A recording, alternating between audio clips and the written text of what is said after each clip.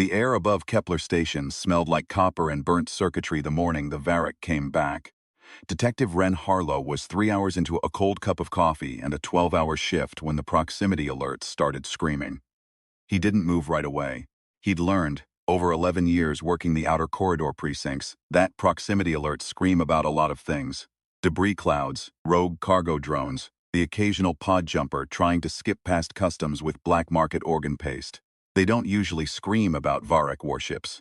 He moved when the glass in the observation window started to vibrate. Kepler Station was a transit node, technically neutral, one of the 17 anchor points humanity had managed to build out along the first wave of colonial expansion. It was the kind of place where everything passed through and nothing stayed. Ore ships, refugee transports. The big, ugly corporate barges that never answered hailing frequencies. Ren had been stationed there 3 years running, requested by Commander Voss herself after what happened at Alderaan.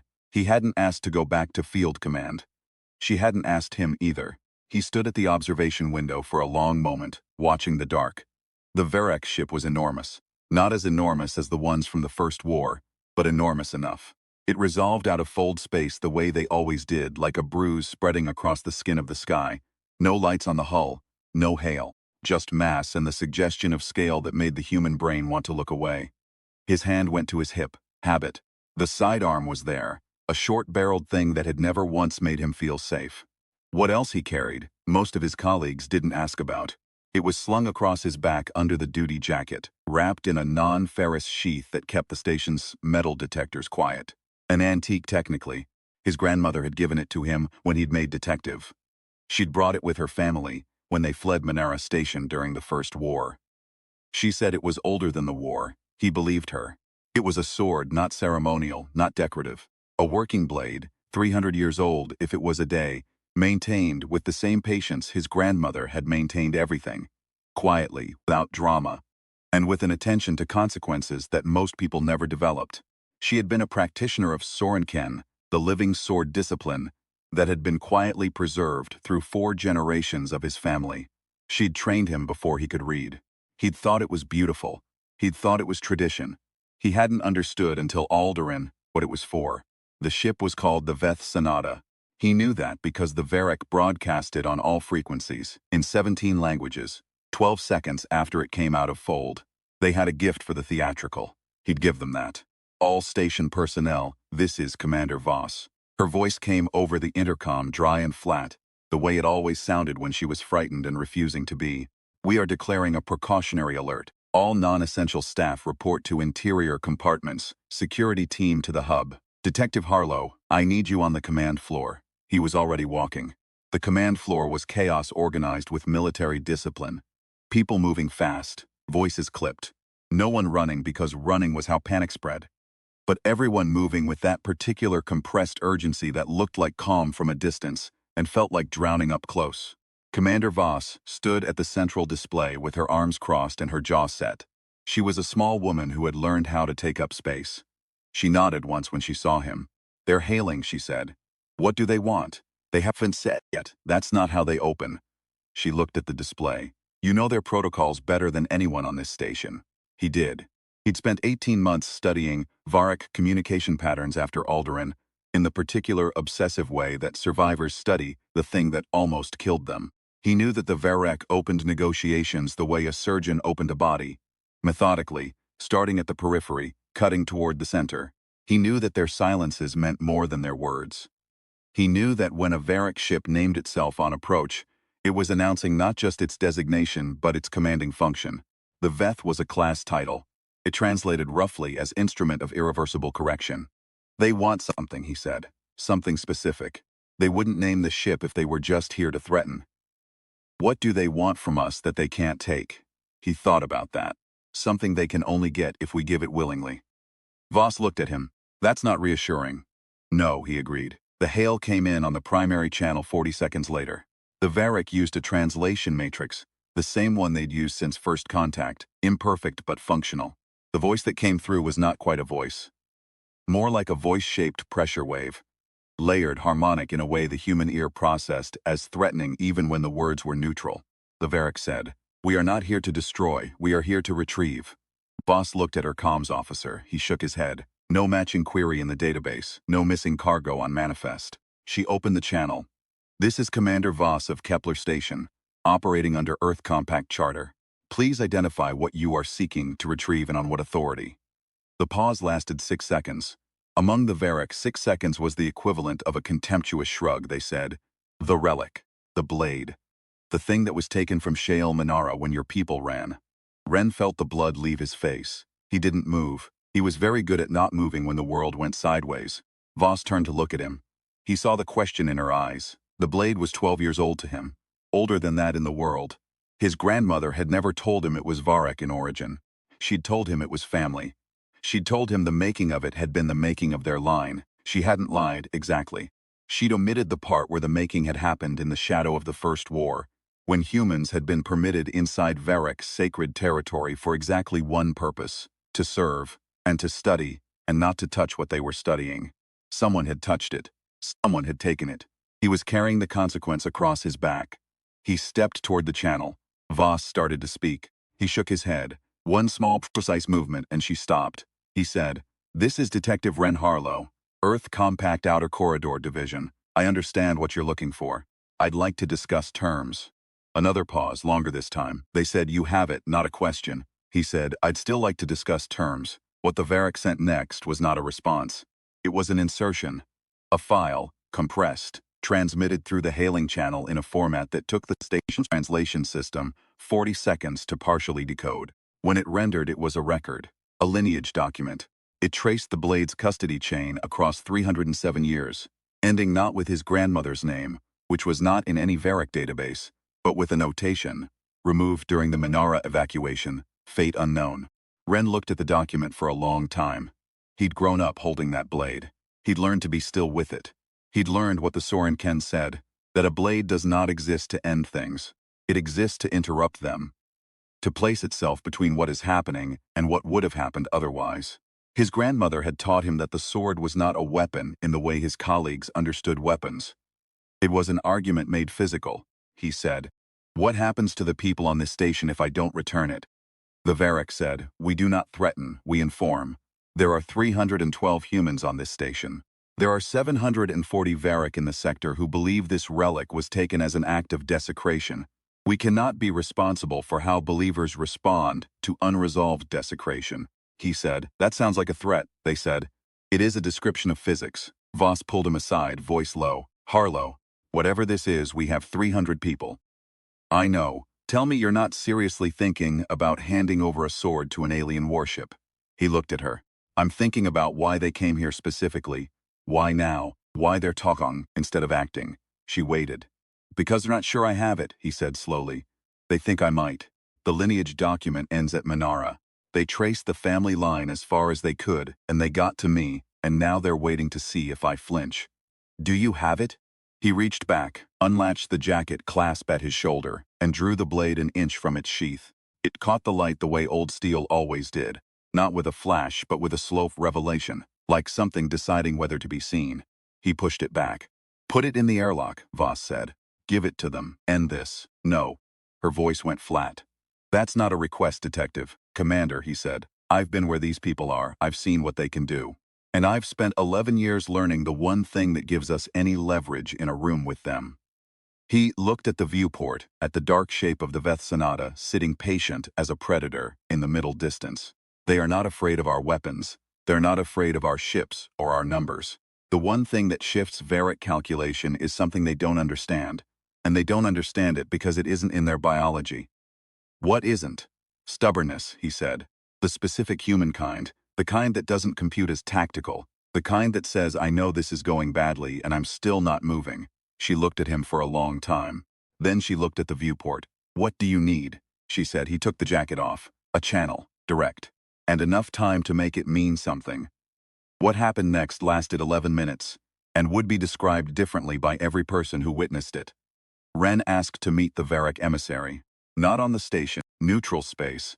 The small pressurized corridor that connected Kepler's exterior docking ring to the umbilical junction, the thin middle distance between their world and his.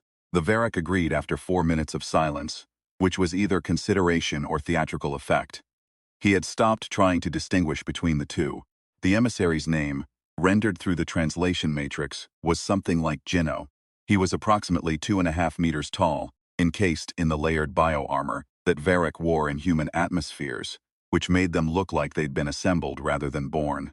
His visual organs, 2 primary, 4 peripheral, tracked Ren with the slow, deliberate attention of something that did not often bother to track small things closely.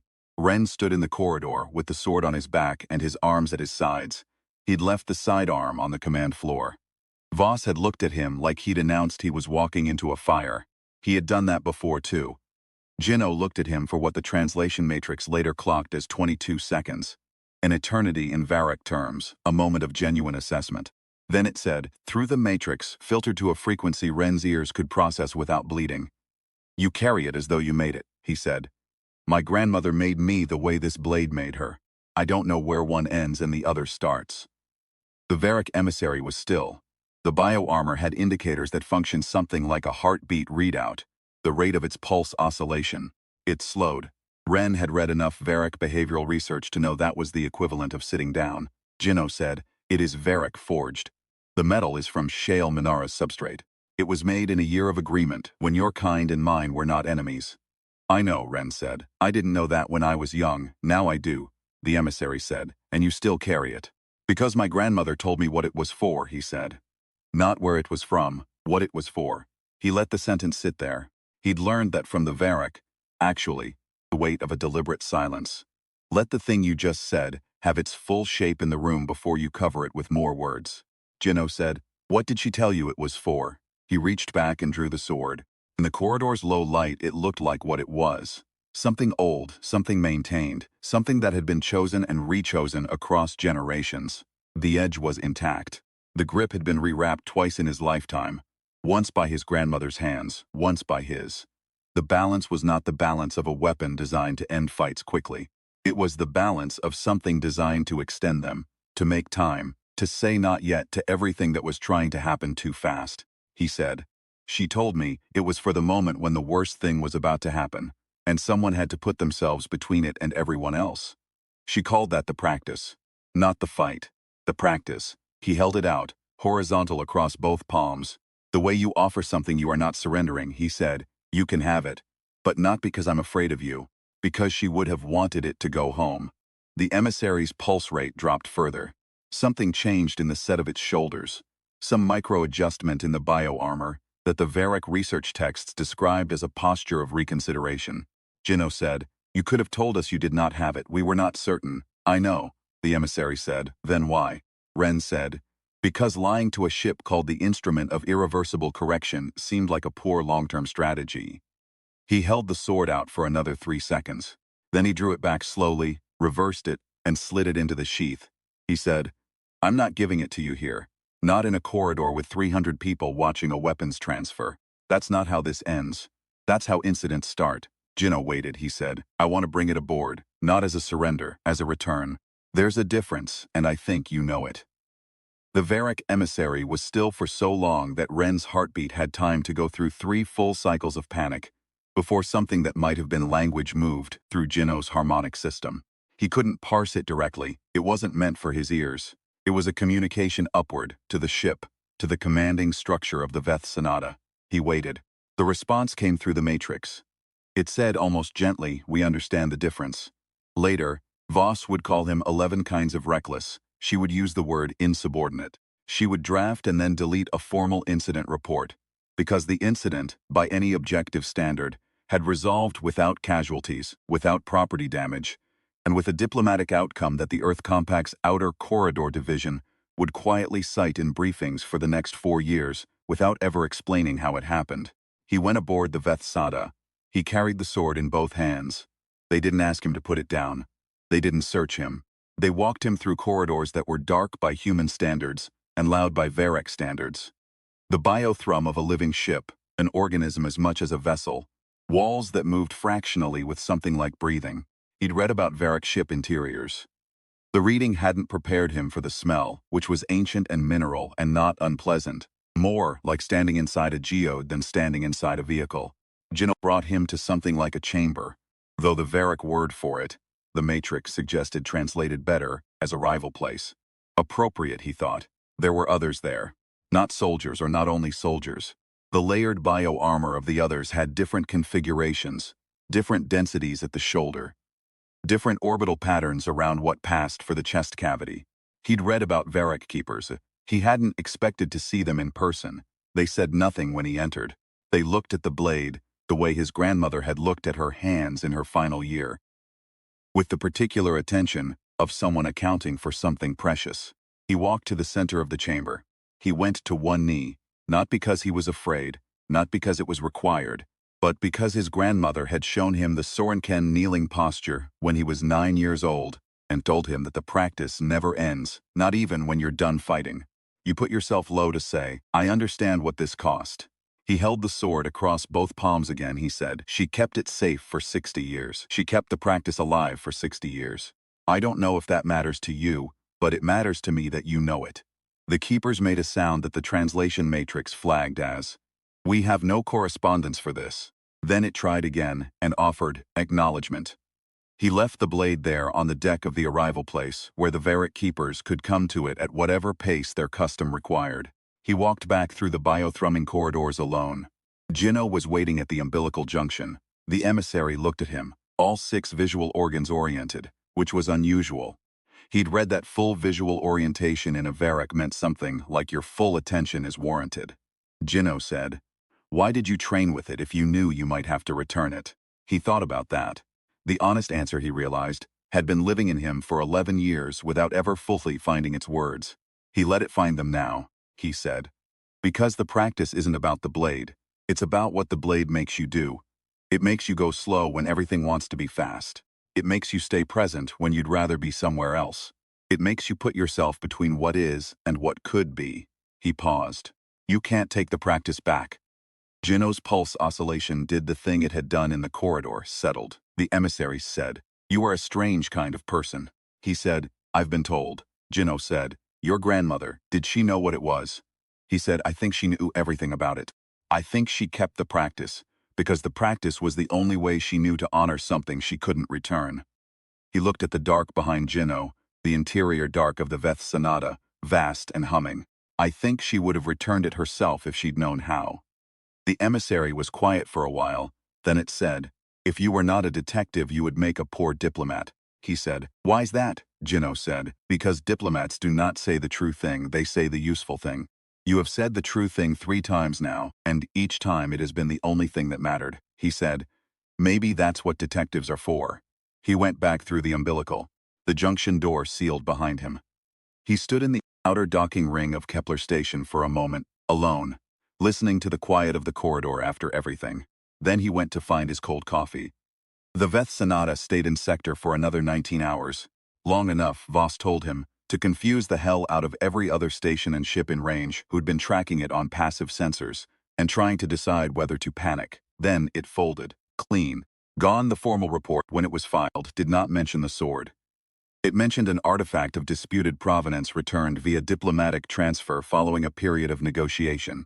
It mentioned no casualties. It mentioned no threats, though that was creative.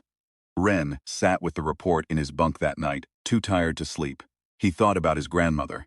He thought about her hands on the grip. He thought about how she'd told him, when he was 12 and impatient, and wanted to know when he'd be good enough to use it in a real fight. The practice doesn't end when you're good enough. It ends when you don't need to fight, because you've already placed yourself where the fight can't reach. He hadn't understood it then. He understood it now. He thought about Jinno, and the way the 6 visual organs had turned toward him, full attention, and what it meant to have something alien find you legible. Not small, not threat, legible. He thought about the Varric keepers in that chamber, and the sound the translation matrix hadn't had a word for before it found the word acknowledgement. He thought about 60 years of his grandmother's practice, holding something safe that she didn't know she could return. He thought about the first time she'd put the grip in his hand, when he was 7, and told him to feel the balance. He hadn't felt it then. He'd felt weight and edge and antiquity. She'd said, you don't feel the balance yet because you're still thinking about the sword.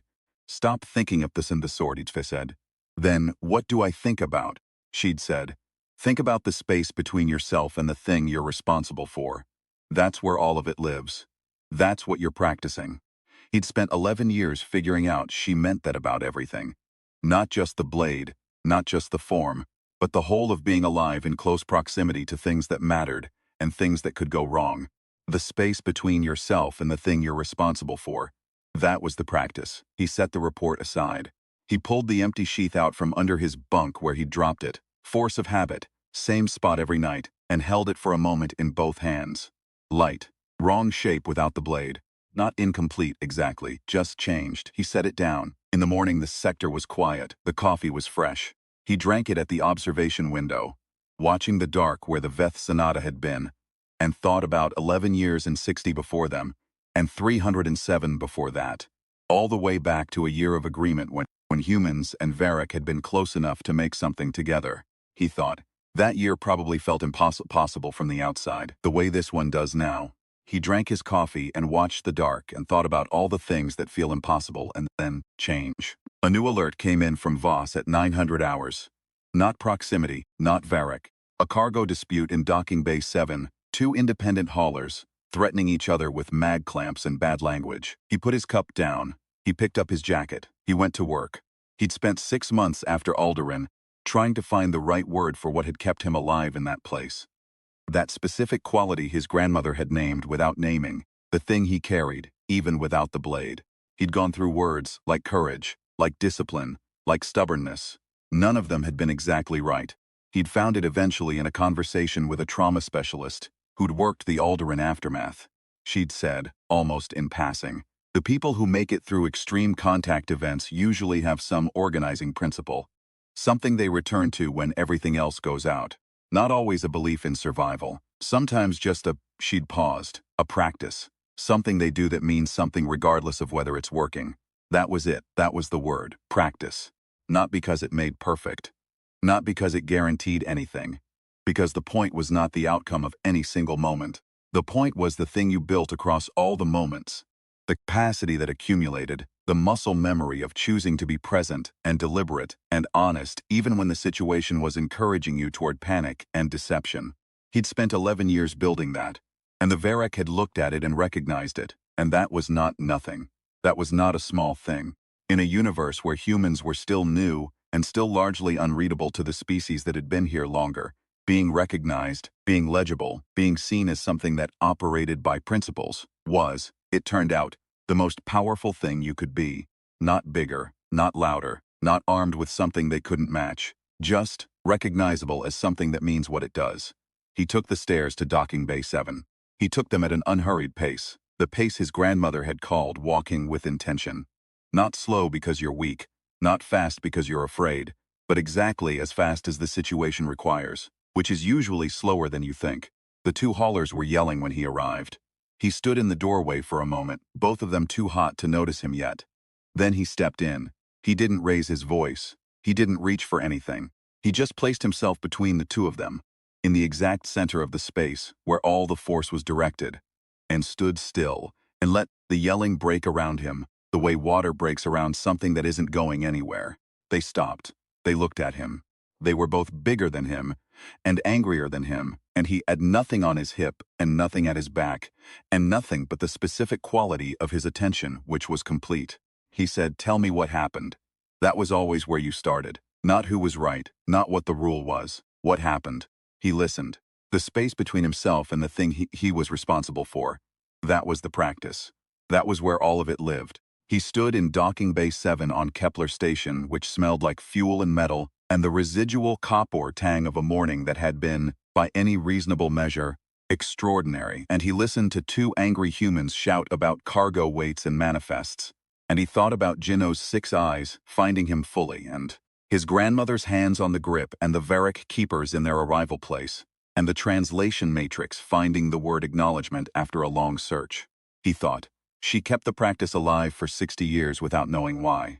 I kept it for 11 without knowing what it was worth. Now I know. He focused on the two haulers. He said, "Okay, let's start at the beginning.